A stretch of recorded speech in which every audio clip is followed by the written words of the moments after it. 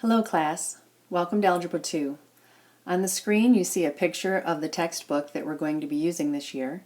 You're going to need this textbook every day, at home and at school. I'm sure that's what you expected, but have you noticed just how big this thing is? It is huge, it's thick, and it's heavy. I didn't have a scale to weigh it on, but I would guess that it's 7 or 8 pounds. So are there any alternatives to carrying this thing back and forth from school? I've lifted some of your backpacks and they're pretty heavy. A little extra space in there would be nice. I have a couple of ideas. Idea number 1 is every time we start a new chapter, take your iPad and take a picture of each page. And as you can see, if you have picture of page 1. Here's page 1 from section 1.1. It's pretty easy to read and to see, and taking a picture of every page in the entire book can be daunting. But if at the beginning of each chapter you take the time to take pictures of that chapter, I think it might be all right. Idea number 2 only works if you have a computer available at home. If you type in the address up at the top, you can see it. I don't need to read it all.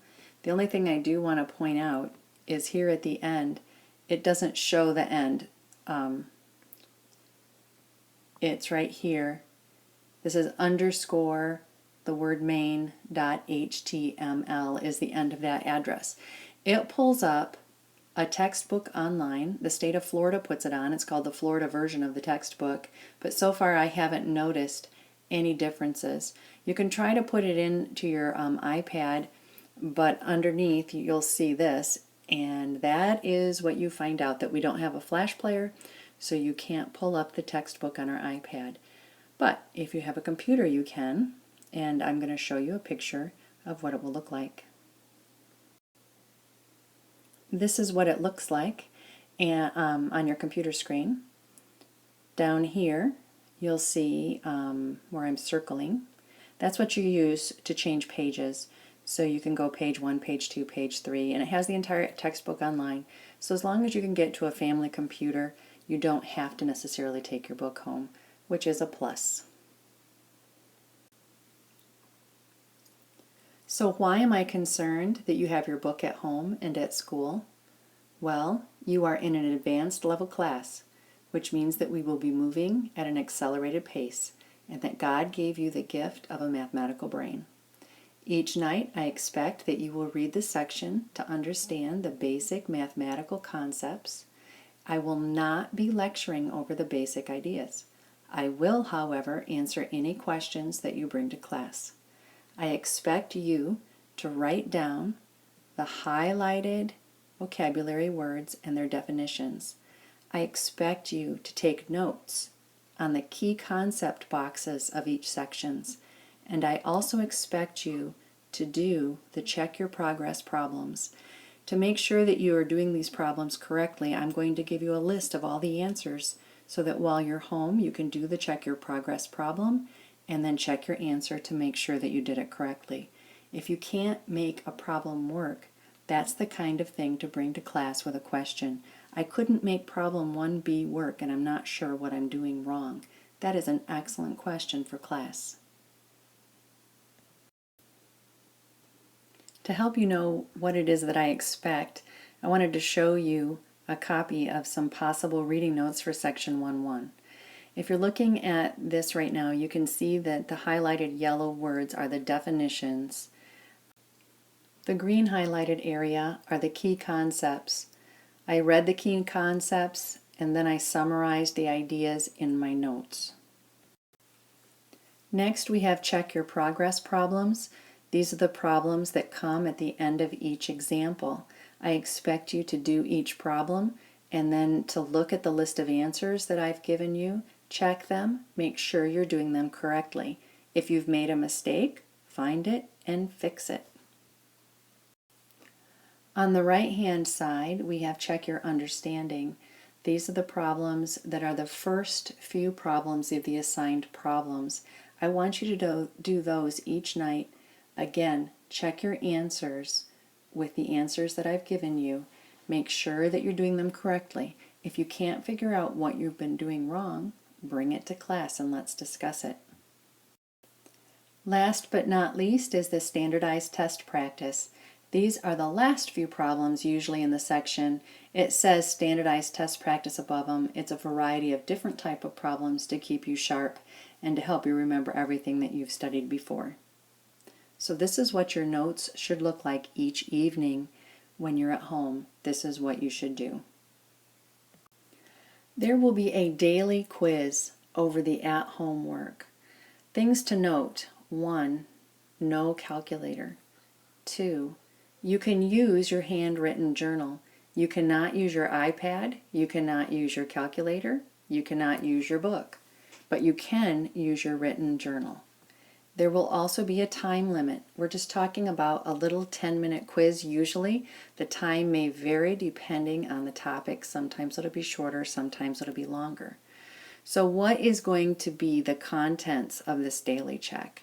1, I might ask you a definition, which you should have written down. What is the definition of equation, or whatever it was in the highlighted word? I might ask you to show your work for a certain problem number.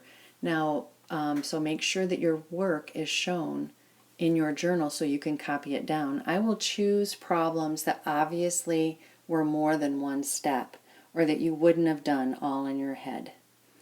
I might ask you to do a problem that's similar but has different numbers to make sure that you're understanding the concept. And there will often be a challenge problem, which will be for a bonus point if you get it correct. A couple of more comments. I'm sure that this worries some of you. Don't worry. The problems that I put on the quiz with no calculator are not going to be difficult ones. They will use simple numbers that you should be able to do without a calculator. I'm not going to give you 4.37 times 5.82 or anything like that. It'll just be numbers that you can actually use to show that you understand the concept. The other thing that I want to ask you about, or to make mention of, is the time limit. The time limit is important. If you are prepared, you will be able to do it. If you're not prepared, you won't. And when the time limit is done, you just drop your pencil and turn it in. And what you don't have done, you don't have done. And you won't get points for those. So you need to make sure that you're spending the time at home each night so that you can get your points on these quizzes. So let's summarize what it is that I want you to do at home each night. When you open up a section like this one, 1.1, make sure that as you're reading, you note highlighted words. Highlighted words will appear in the text. You need to write them down, and also their definitions in your notes. You don't necessarily have to look up the definition in the back of the book. If you just read around the word, the text will tell you what it means. Secondly, make sure you take notes on the key concepts. There will be questions on the daily quizzes about the key concepts. Next, read each example and then do the check your progress. Make sure you've done them for all of the example problems. When you're all done reading and looking over the examples and doing your check your progress, then in your text you will come to the check your understanding problems. Make sure that you do all of them. I have given you the answers to all of them. Check your answers. Make sure you're doing them correctly. If you're not correct, see if you can find your mistake. If you can't find your mistake, bring it to class the next day. We will answer that question before you take your quiz. So bring good questions with you. And then also, towards the end of the section are some standardized test practice problems. And you need to do those as well as part of your daily journal work. Give them a try, see if you can get the right answer. They will keep you sharp and help you prepare for your SAT or your ACT, whichever you choose to take in the near future. So, get out your notebook, your pencil, your regular textbook, and get started. tomorrow is your very first quiz. So prepare with section 1-1, do your reading, take good notes, come with any good questions. Why do I keep saying good questions? What's the difference between a good question and a bad question? A bad question is this: I don't get it. I don't get it. Don't get what? I don't get it all. That's a bad question. The only thing that tells me is that you didn't really try. What's a good question? Mrs. Hedinger, I don't understand problem number 27 on page such and such. I couldn't make it work. Or Mrs. Hedinger, this key concept was confusing to me. I didn't understand what they meant by step 4.